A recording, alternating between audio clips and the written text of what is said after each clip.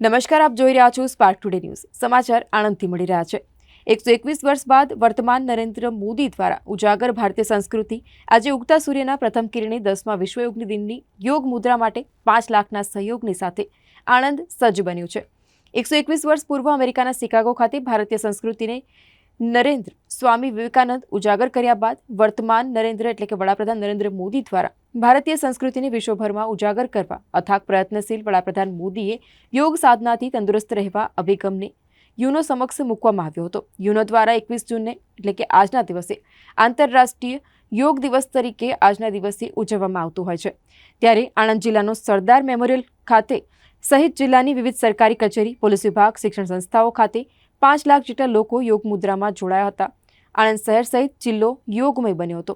તો સમગ્ર વિશ્વમાં 21 જૂન એ વિશ્વ યોગ દિવસ તરીકે ઉજવે છે. આજે દેશના યશસ્વી વડાપ્રધાન આદરણીય મોદી સાહેબ કાશ્મીરના શ્રીનગર ખાતે અને આપણા ગુજરાતના મુખ્યમંત્રી આદરણીય ભૂપેન્દ્રભાઈ પટેલ સાહેબે નડાબેટ એટલે કે બનાસકાંઠા ખાતે એમના વિશ્વ યોગ દિવસની શરૂઆત કરાવી છે. 2014થી આ 10મો વિશ્વ યોગ દિવસ છે.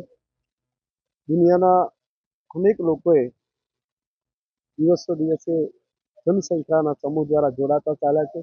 આજે ગુજરાતમાં પણ 312 જેટલી જગ્યાએ આ જિલ્લા કક્ષાના અને વિવિધ મંડળો દ્વારા આ યોગના ઉજવણીના જાહેર કાર્યક્રમો છે. આણંદ ખાતે પણ સરદાર પટેલની પવિત્ર ભૂમિ સરદાર મેમોરિયલ સ્મૃતિ કેન્દ્ર ખાતે આ એક મહત્વનો કાર્યક્રમ જિલ્લા વહીવટીતંત્ર દ્વારા યોજાયો છે. તેમાં સાંસદ શ્રી મિતેશભાઈ, જિલ્લા પંચાયતના પ્રમુખ હસમુખભાઈ અને અહીંના સ્થાનિક ધારાસભ્ય યોગેશભાઈ પણ જોડાયા. સાથે સાથે વહીવટીતંત્રના સૌ અધિકારીઓ અને વિશેષ કરીને જન સમૂહમાં ખૂબ મોટી સંખ્યામાં બધા જે વર્ષોથી આ યોગ સાથે જોડાયેલા અને નવયુવાનો વિશેષ કરીને જ્યારે આજના કાર્યક્રમમાં જોડાયા છે ત્યારે મોદી સાહેબનું જે વિઝન છે કે આવનારા સમયની અંદર યોગ દ્વારા જ શરીરના તનની મનની શુદ્ધિ ખૂબ જરૂરી છે.